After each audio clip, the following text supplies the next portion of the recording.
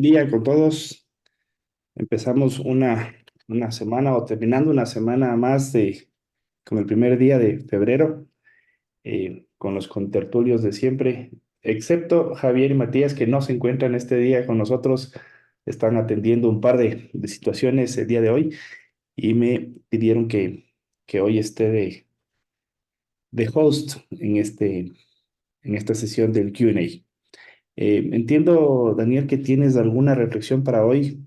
Por favor, Sí, comparte. Sí, lo que quería plantear era que había visto, hay una conferencia de Eli Scharenheim, que digamos trabajó mucho con Eli Goldratt. De hecho, cuenta que cuando iban a escribir el libro Necesario más no suficiente del año 2000, se plantea cuáles son las columnas de TOC, y Eli Goldratt no nombra a la contabilidad de throughput. Entonces le dice, bueno, ¿y cómo? ¿La contabilidad de throughput no la vamos a tener en cuenta en el libro?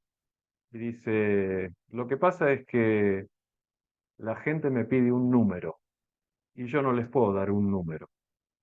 Entonces, históricamente, durante la década del 80 y el 90, Eli Goldratt se la pasó digamos, en debates,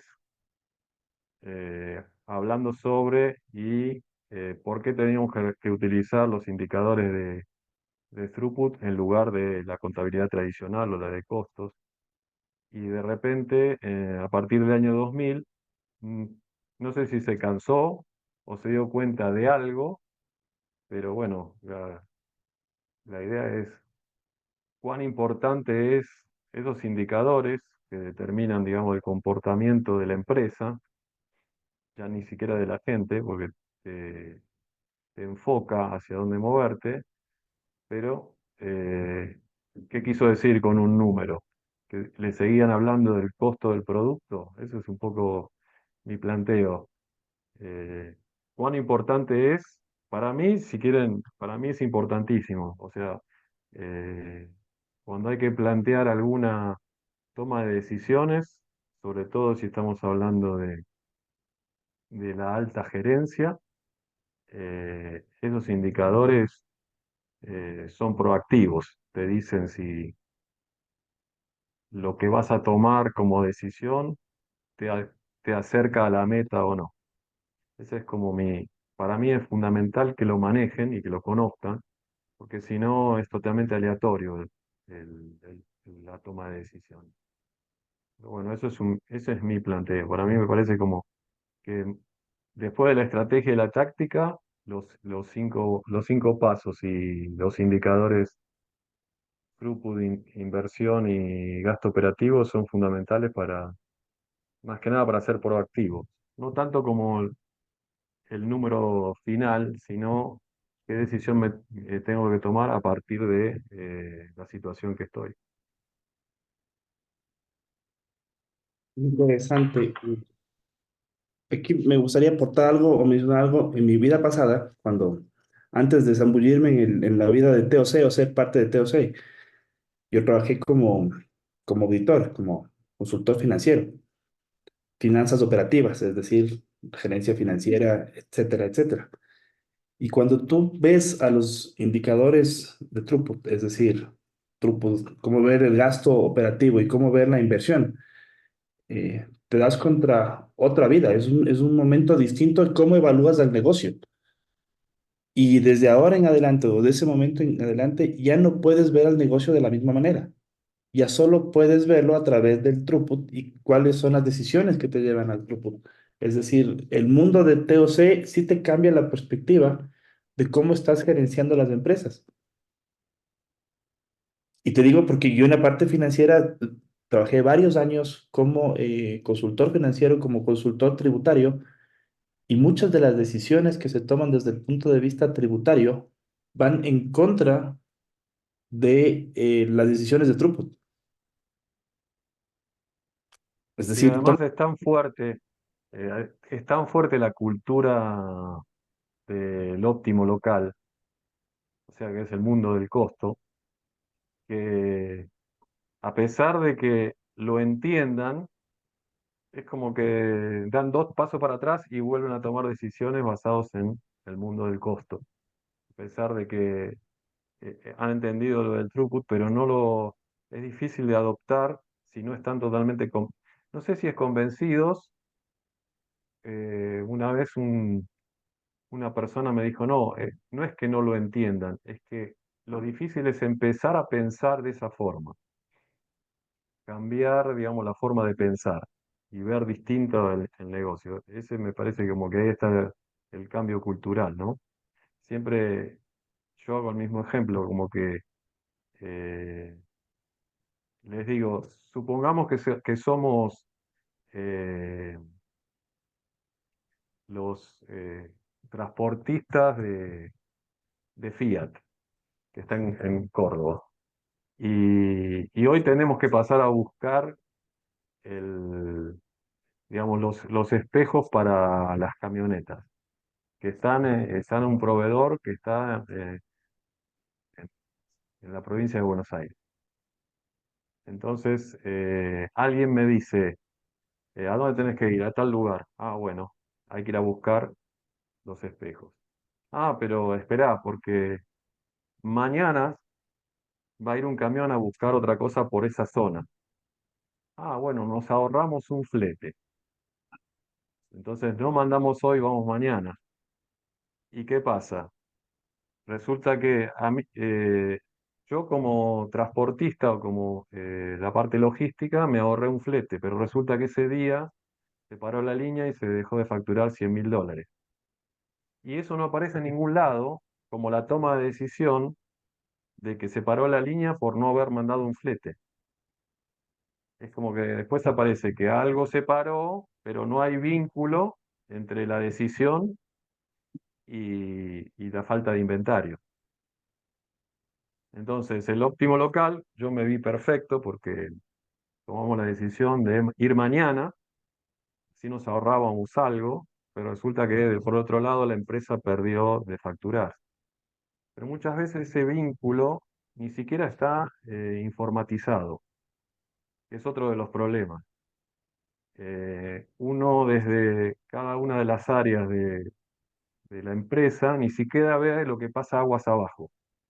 No tiene información de que le está pegando poco inventario, sino que yo manejo los transportes, por ejemplo. Entonces trato de optimizar mi transporte.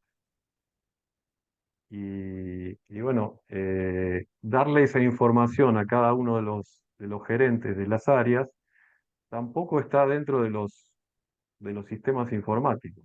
O sea, si tomo esta decisión, ¿qué pasa con el throughput?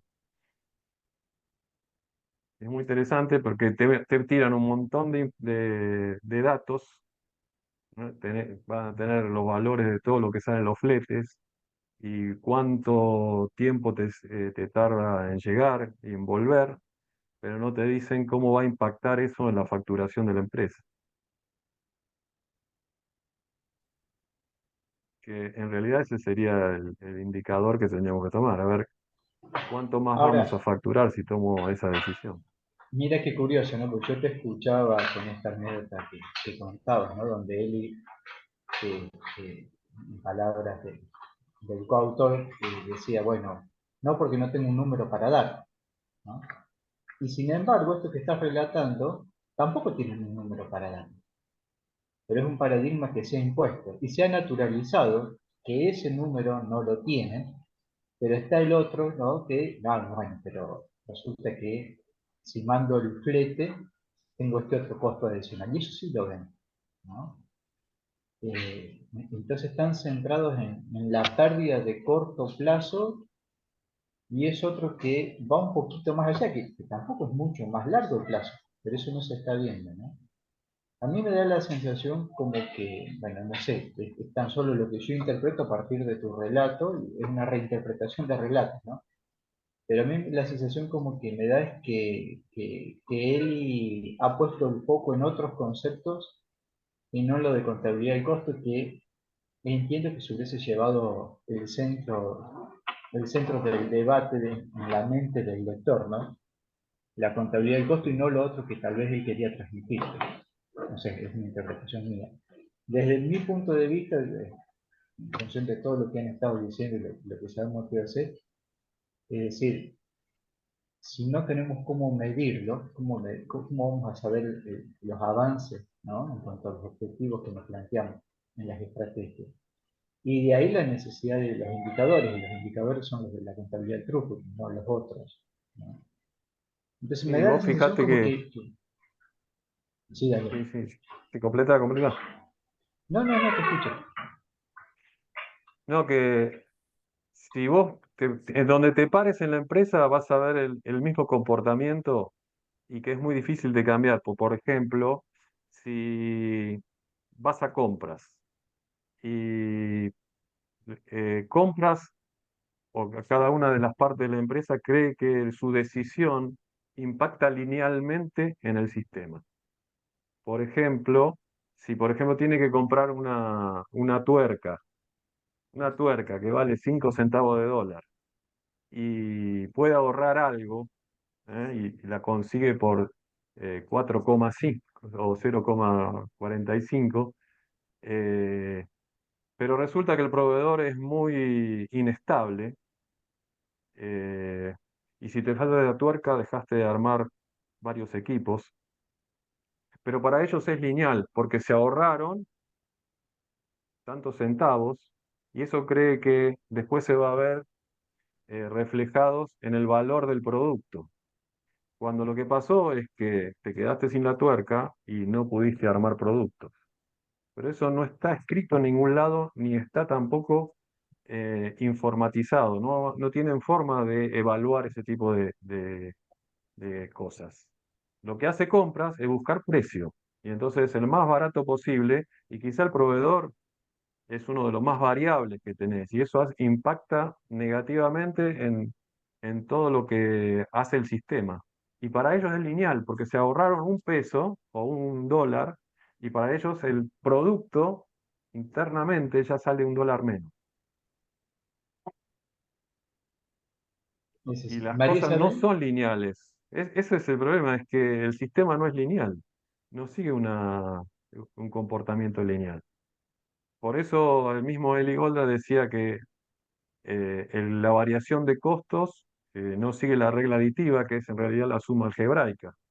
No lo podés sumar, porque no son ecuaciones lineales, está la dependencia entre las distintas partes. Entonces deja de ser lineal. Es interesante porque es como que el sistema, si vos le sacás una foto, sí podés sumar todos los costos y te da el costo total. Ahora, en Ujú. dinámica, eso no se cumple.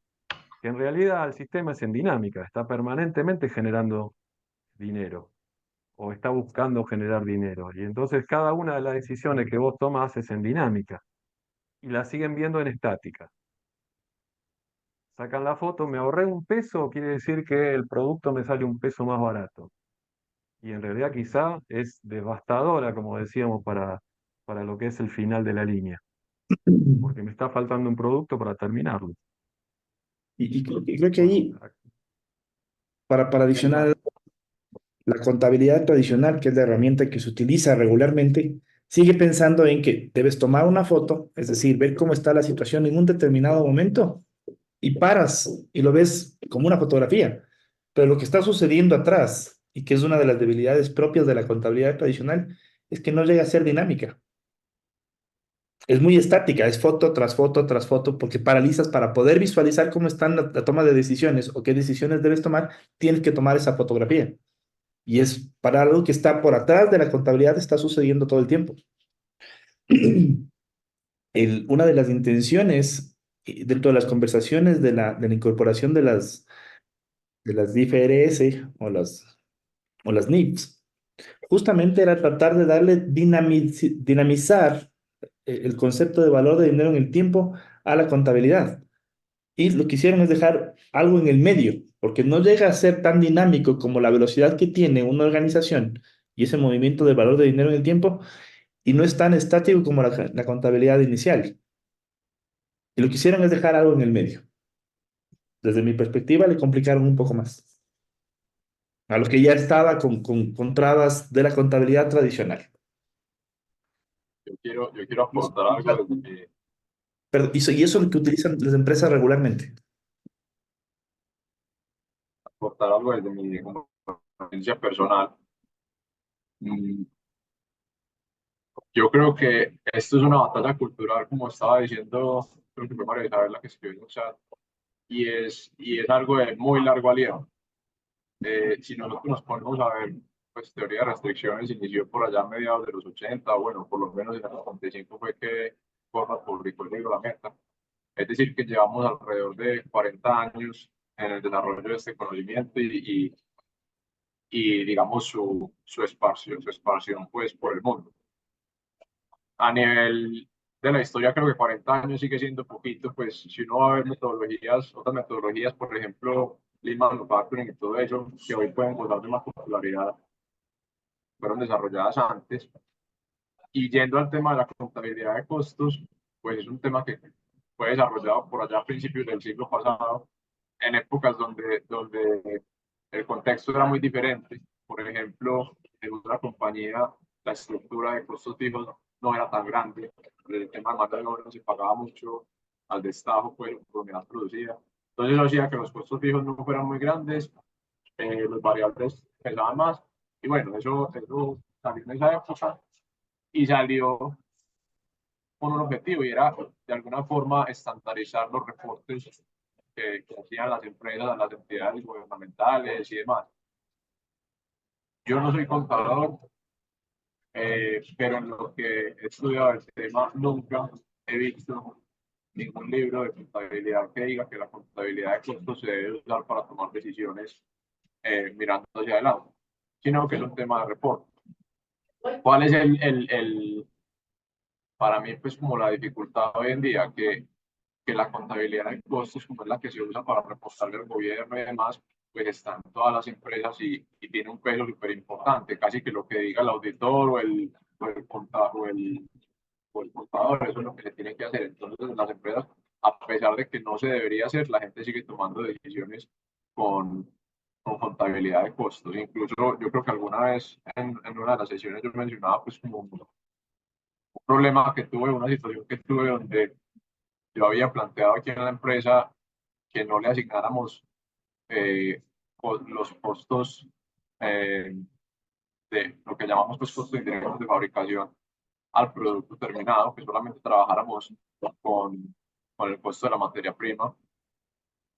Y aunque la mayoría de gente estuvo de acuerdo, cuando lo empezamos a hacer, inmediatamente la revisoría fiscal nos mandó un correo de este tamaño, como indicándonos que eso no se podía hacer porque por ley había que reportar los costos de otra forma. En fin, entonces por ese lado, pues la pelea estaba perdida, es decir, los costos hay que seguirlos reportando iguales. Y nosotros hicimos como otros informes para tomar decisiones acá, pero a lo que hoy es que, por un lado, está esa parte digamos, gubernamental que tiene mucho peso, y por otro lado está el tema de los bancos y demás, que siguen mirando esos mismos indicadores de costos. Entonces, una decisión que no tengo la cotidianidad. A ver, el inteligencia de la empresa, aquí a los gerentes, eh, digamos que el indicador principal sigue siendo el EBITDA. Para mí es un indicador peligroso, muy, muy, que muestra la mitad de la historia y sale netamente de la contabilidad de costos. Pero entonces yo planteé eso y la respuesta que tuve fue, lo que pasa es que le das lo que miran los bancos y demás, entonces no nos vamos a poder cambiar eso. Y digamos que la cosa se quedó así, pero entonces por ese tipo de cosas y cuando hay incentivos por este tipo de indicadores, pues por más contabilidad del truco que uno le enseña a la gente y por más que entiendan, la inercia y los incentivos siempre los van a seguir como llevando hacia el otro lado y a seguir tomando decisiones basadas en contabilidad de costos. Entonces, digamos que mi conclusión por ahora es que sí, sigue siendo una batalla cultural que de muy largo aliento y pues poco a poco va cogiendo adeptos, pero creo que vamos todavía a mitad de camino y creo que es algo normal digamos, como en todas estas ciencias de la administración, porque como vemos, con la contabilidad de costos lleva 100 años y es la que está ahora, pues entonces creo que se demora pues un tiempo en ir cogiendo poder otras metodologías nuevas que surjan.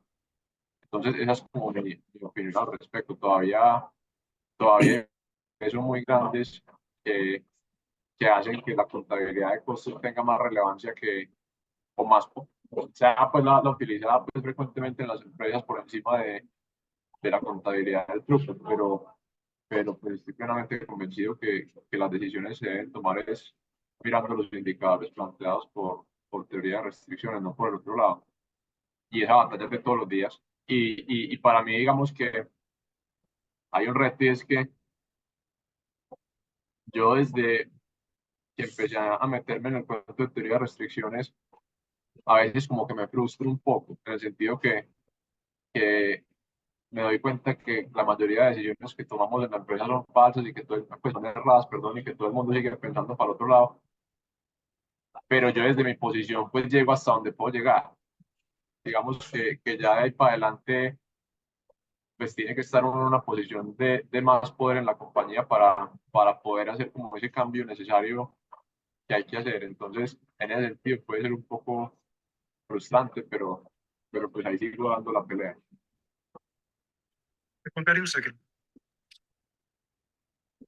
Quisiera decir, contar algo interesante, que, que igualmente uno cuando los enfrenta a los directores o los gerentes contra la realidad, por ejemplo, si uno demuestra el ejercicio de PQ o hace el juego de las fichas y los dados, concluimos que es importante la restricción, que todos los sistemas tienen una restricción. Entonces, planteamos que no son los mismos los tiempos en la limitación que los tiempos en los productos, en los recursos que no son limitados y que no se pueden sumar, ¿no? Y entonces el planteo que les hago es, díganme en todo su tablero de control dónde está la restricción. ¿En qué ecuación de la contabilidad de costos aparece la restricción? Si decimos que existe que una empresa es un sistema o una organización en un sistema y que facturaría infinito si no tuviera limitaciones, ¿en dónde ustedes encuentran la limitación? Tienen todas ecuaciones lineales, ninguna me dice que hay alguna restricción por ahí.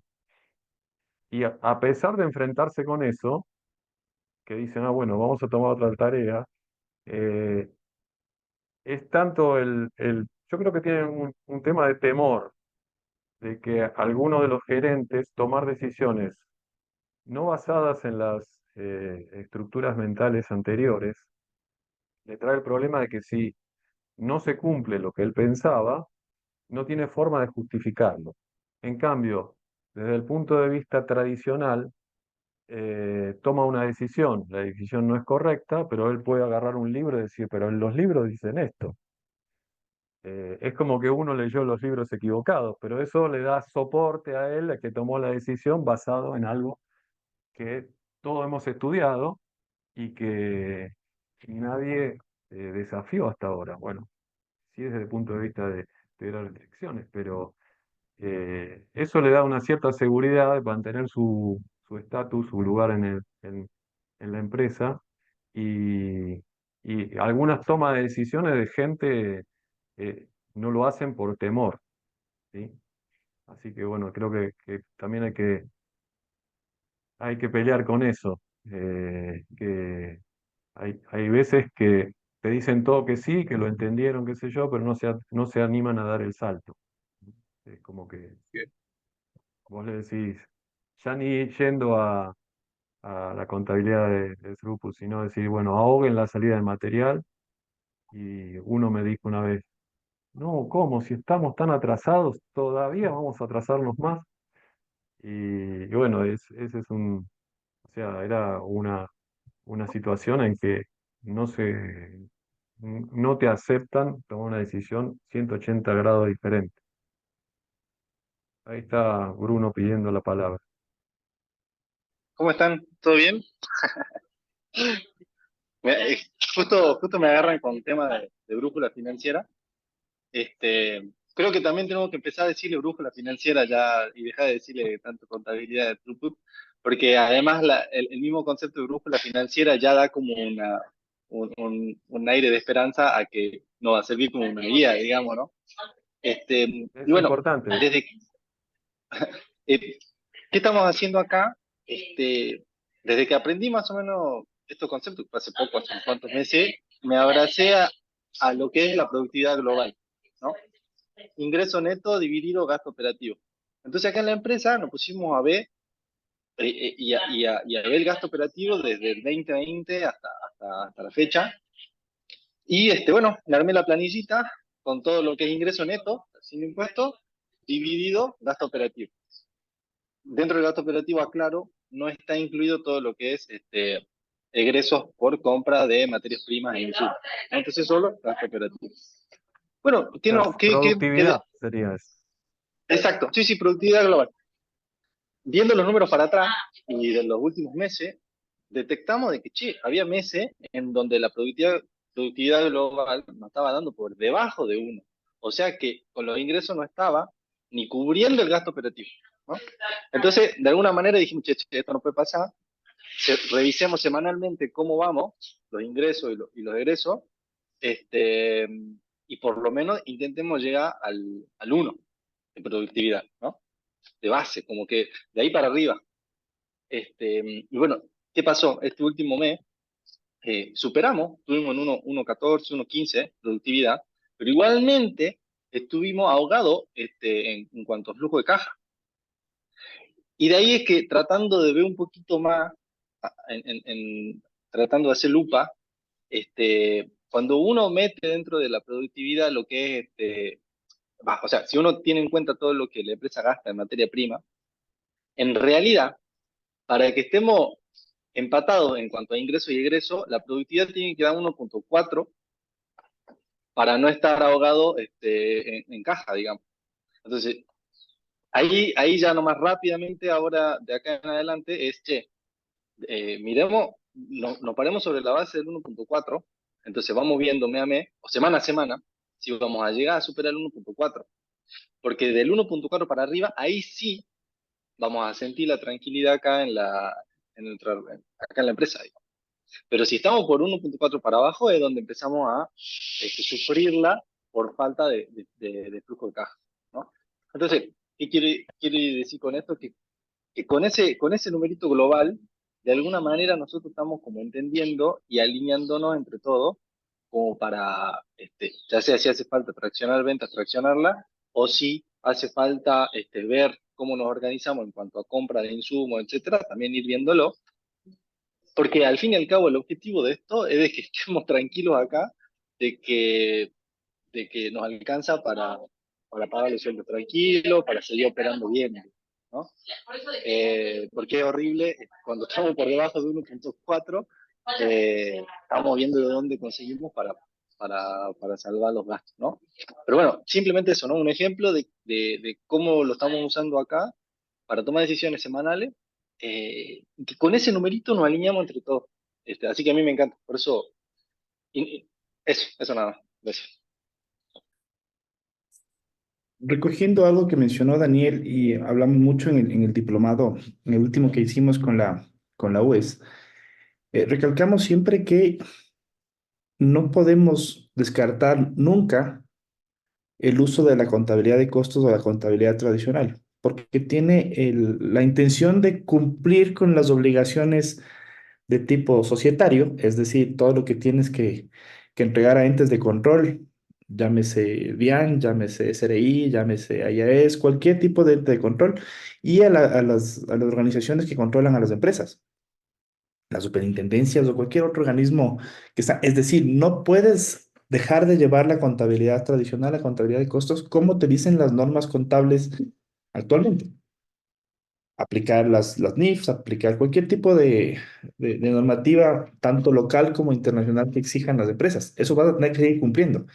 El reto está en cómo extraes la información de tal manera que, porque está cargada en los ERPs, está registrada en el ERP, está en la herramienta que está utilizando para poder registrar la data, para que sea utilizada o sea transformada para la toma de decisiones.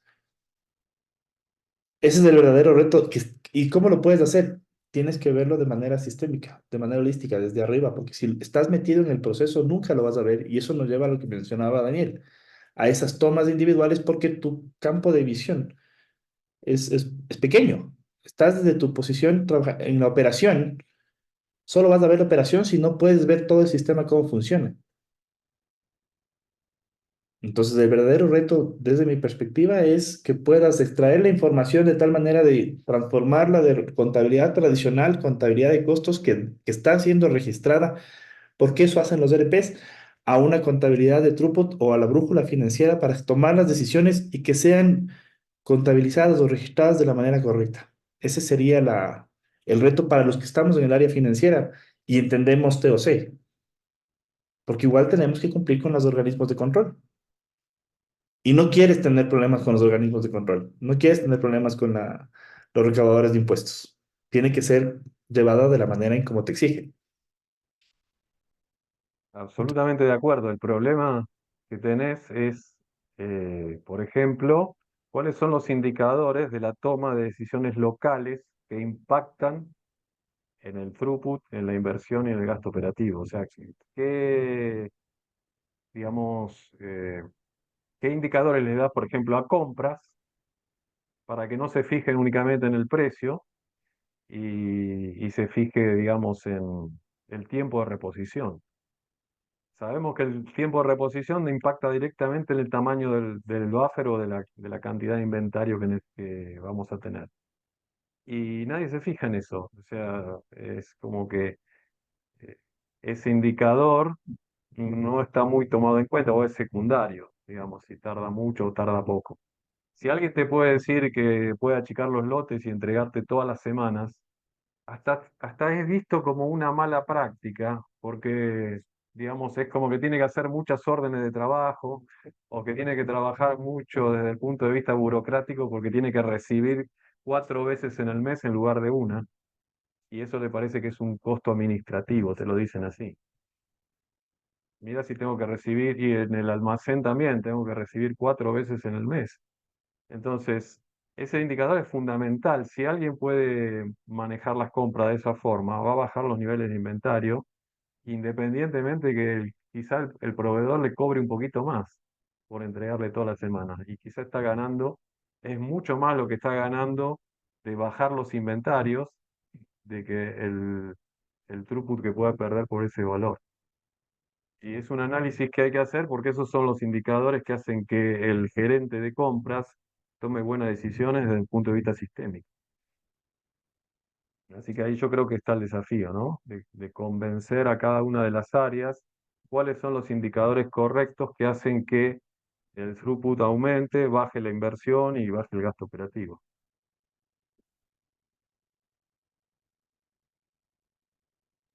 Y esa información no, está en la contabilidad, pero no se visualiza de esa forma. O sea, no la vas a ver ahí. Claro, ese es el problema, que no queda registrado que yo hice una buena gestión. A ver, otra anécdota. Un gerente de compras me dice que estaba trayendo un producto de China, pero la demanda había subido tanto del producto final, eso era un componente, eh, que como tardaba 60 días en llegar, en la mitad del camino se iban a quedar sin poder producir. Entonces, le digo, ¿y cuál es la alternativa? Y traerlo por avión. Digo, bueno, tráelo por avión. No, me dice, porque me sale, no sé, $200 más. Y él nunca se había hecho la pregunta de cuánto más vas a facturar. No, como $10.000. No hagas ni la cuenta, no hagas ni la cuenta. Mandalo. Sí, pero a mí me van a decir que aumenté el costo del flete. Te das cuenta que estamos para atrás ahí. Si no tenés indicadores correctos de lo que hizo, de que lo trajo por avión y facturamos $10.000 más, porque la demanda estaba, eh, él no se atrevía a traerlo, porque la dirección lo que iba a ver es que ese mes los gastos de flete habían aumentado. Y eso no queda registrado en la contabilidad. Vas a decir que facturaste más o no, a él le va a parecer que facturó más y va a tener que decir por qué lo trajo por avión. Y en todo caso tendrá que justificar por qué no previó comprar más, ¿no? ¿Cómo no se anticipó? Bueno, entonces, todas ¿Cómo sabes conductas eso? reactivas, claro, por supuesto. No, pero digo, ¿cómo se van enroscando en la mente con conductas reactivas, ¿no? Este, Claro. y en el medio estaba enredado en esta cuestión de ¿qué hago? O sea, la solución la tenía. Bueno, Él sí me vino a plantear cómo hacía para sortear el problema de que lo iban a medir. Él sabía, o sea, había entendido TOC y sabía que la alternativa era traerlo por avión. Pero su temor era que lo iban a juzgar por los indicadores de siempre, que eran, bueno, a ver cuánto gasto hiciste para comprar este mes. Y si tuvo más gasto, entonces va a tener que explicar por qué gastó de más. Y nunca hay un vínculo entre el gasto de más y cuánto más facturé. Porque en definitiva, si la empresa crece, hay muchas veces que la empresa crece y es lógico que tenga que aumentar el gasto.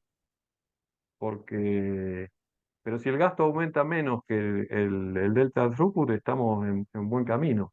Pero muchas veces tienen miedo de eso porque solamente los van a juzgar por los gastos. Lo que pasa es que nosotros, digamos que el ser humano es mucho mayor la aversión al riesgo que el deseo de ganar, por decirlo de alguna forma. Entonces, es mucho mayor el miedo a perder que el deseo pues, de ganar, y eso es lo que pasa con esto. Pues es claro que si yo quiero aumentar el throughput, llega un punto en que tengo que subir el gasto de operación, porque si no voy a tener una restricción interna, pero nos da miedo subir el gasto de operación y que el throughput no llegue, porque entonces vamos a ser juzgados, como decías ahorita, Daniel. Eh, Mientras que si seguimos como estamos, pues ahí vamos.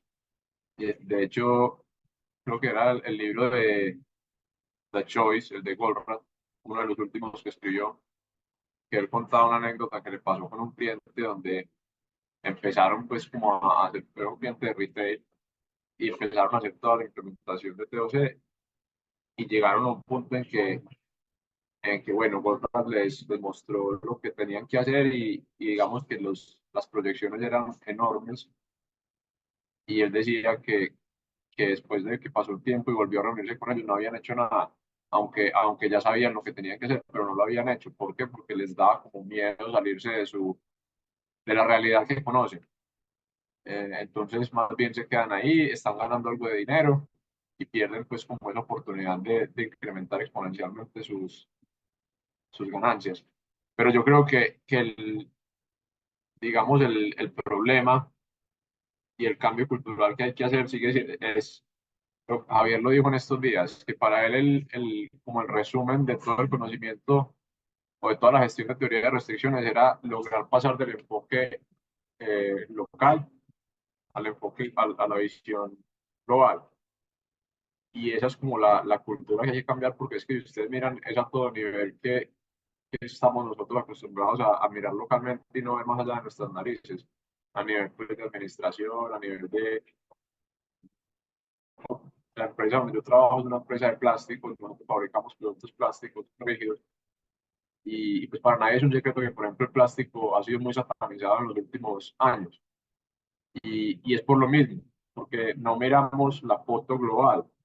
Cuando uno mira la foto global se da cuenta que el plástico es más amigable que muchos materiales de los que supuestamente, con los que supuestamente se está reemplazando, pero cuando vemos solo el impacto local, que en este caso pues son las islas de plástico flotando en el mar, pues claro, decimos que el plástico es malo. Entonces creo que a todo nivel la psicología humana es muy de enfocarse solo en lo que ve inmediatamente, y no en salirse de la caja y mirar desde arriba. Y yo creo que ese es como el principal reto que tenemos, y viene pues desde la educación, porque nos educan para seguir mirando todo localmente. Eh, Perdón, Pacho, después de vos, si querés. Si quiero Dale, comentarlo, pues. dale. Dale. Rápido nomás. Creo que esto del cambio cultural, ¿no? No sé si ustedes perciben esto. Yo lo que percibo de alguna manera que cuando tomamos decisiones locales y estamos pensando siempre así, ¿no? Desde esa perspectiva, ahorrando costos, es como que como efecto colateral, la cultura de la organización procrastina cosas. Porque siempre estamos esperando a que se llene el camión, a que cumplir los lotes económicos. Entonces, de alguna manera, siempre estamos como procrastinando y dejando cosas para después por justamente querer ahorrar en costos, ¿no? ¿Y eso qué hace? Genera más trabajo que se va acumulando futuro, después estamos llenos de urgentes y de muy urgentes y de urgente, urgente, urgente. eh, y lo que me di cuenta es que cuando uno pasa a tomar decisiones más en función del throughput, se saca ese freno de mano. Entonces, si hay algo para hacer, hacerlo ya, es ahora. Entonces uno ahí, no sé, eso como que lo percibí. Yo estaba muy acostumbrado como no, bueno, mañana, porque mañana se va a llenar el camión, o de acá 2 días, porque todavía no. Entonces siempre procrastinaba. Después cuando, bueno, lo conocí a Matías, era como, hay que hacer esto, dale, hacerlo ahora, ¿por qué no lo haces, digamos? Y sí, y ahí me di cuenta de que ahí veía cosas que la podía hacer y las empezaba a hacer y empecé a hacer como mucho más, aprovechar más el tiempo, digamos. Eso nada más. Yo quiero acotar dos cositas nada más. Una, que con lo que dijo Daniel, ya serían 2 veces que, al menos las que yo he estado presente, que tocamos el tema ambiental, que a mí sí me gustaría profundizarlo en otra sesión más profunda. Y en, sobre lo que dijo Daniel, ok, sí, lo traemos por avión y podemos abastecer esa superventa. Lo voy a complicar un poco más. ¿Qué pasa si yo eso de la traída del flete lo tengo que pagar casi que ahorita, pero a mí mi cliente al que le voy a vender el exceso me paga a mí en 90 días? Como que ahí solamente pongo eso sobre el debate para ver si Francisco me ayuda con eso. No sé si tenga la respuesta a eso, creería que sí. Me gustaría comentar lo que dijo Daniel, o sea, Daniel Trujillo. Y Daniel, es la contabilidad de throughput o la brújula financiera, esa herramienta que te permite ver de manera global, con sus 3 indicadores y con el resto de indicadores, el que logra aterrizar si las decisiones que estás tomando son las correctas. Porque al final tú puedes tener una visión global, tú puedes estar haciendo las cosas en función a lo que te establece o lo que te menciona TOC, pensando en el flujo, pero es la contabilidad de throughput la que te dice si es que realmente lo que estás haciendo te está encaminando hacia la meta. Esa es la parte fundamental de la contabilidad de throughput, que puedes evaluar realmente si es que las decisiones que estás tomando te están llevando hacia la meta o no. Porque puede ser que la motivación de poner los indicadores no globales, sino los indicadores para cada área, te digan, sí, tomamos una decisión correcta en la reducción del gasto del flete, en la reducción del gasto del personal o en la reducción del gasto, pero es la brújula financiera la que te señala que realmente estás tomando las decisiones correctas acercándote hacia la meta. Esa es la importancia de la, de la contabilidad de throughput. Y con Tratando de respecto, responder tu pregunta, Marisabel, siempre has escuchado que nosotros hablamos de buffers y también el flujo de caja debes tener un buffer para poder atender esos requerimientos que tienes porque son parte de las inversiones que estás generando. Entonces, en el proceso ¿sabes qué? Tienes que generar un buffer en tu flujo de caja para poder atender esta salida de dinero que tienes para poder generar más throughput. Eso va a pasar siempre. Hay muy pocos negocios en los cuales puedes recuperar el throughput antes de generarle la entrega del bien o servicio. Hay muy pocos. Entonces lo que se puede hacer es básicamente como parametrizar, ok, en estos, por ejemplo, yo que he trabajado en marketing toda mi vida, ok, esto es lo que tú puedes gastar y sobre eso tú puedes jugar. Y en este caso, para quienes tengan que tomar esta decisión, compras o el que corresponda de la parte administrativa, ok, te puedes pasar, coger el valor más caro de transporte, etcétera, siempre y cuando juegues dentro de estas cuatro paredes. Y ahí tienes carta abierta para salirte del esquema de costos, como que parametrizar estas reglas, por decirlo así. Yo lo miraría desde una perspectiva global. Digamos, en ese ejemplo que pone María Isabel, supongamos que traerlo por avión me vale X plata y esa plata no la tengo disponible y me van a y el truco lo voy a ver en 3 meses. Entonces seguramente me va a tocar pedir un préstamo al banco. Eh, yo lo que miraría es, listo, esto me va a incrementar el gasto de operación en tanto por los intereses financieros y miro ese delta en el GO versus el delta del tiempo que voy a tener y pues con eso ya sé si es buena decisión o no.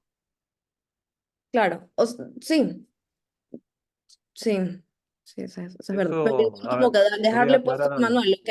Si quieres un marco sobre el cual, ok, este es como tu marco, este es como las reglas del juego para, ok, tienes que pedir un préstamo siempre y cuando se cumpla esto y esto y esto. Es como dejar un así como uno hace un perfil de cargo para contratar a alguien, ok, estos son tus parámetros para tomar decisiones basados en teoría de restricciones. Se me ocurre. En la anécdota que yo cuento, la diferencia entre el delta throughput y el delta gasto operativo era de ese tamaño, $200 frente a 10.000. No había tasa de interés que pudiera decir que no. ¿Se entiende? O sea, era evidente que no ni había que hacer la cuenta. Y en el caso que, o sea, digamos, los fletes no son siempre, no son el 80% del gasto. El flete siempre es el 1 o el 2% del gasto total de la empresa. Es muy poco. Entonces, no se ahorren en flete. Yo siempre le digo muchas veces, eh, los que manejan cadena de abastecimiento, les digo, es como ahorrarse un flete cuando realmente lo que hacemos es generar throughput. Es como que te ganaste la lotería y no querés gastar en un taxi para ir a cobrarla. Es así, o sea, el flete es lo más importante para mejorar el flujo. O sea, cuanto más frecuentemente vos entrás y salís mercadería, quiere decir que vas a usar menos espacio y menos capital, que es uno un poco de que son las restricciones para el abastecimiento.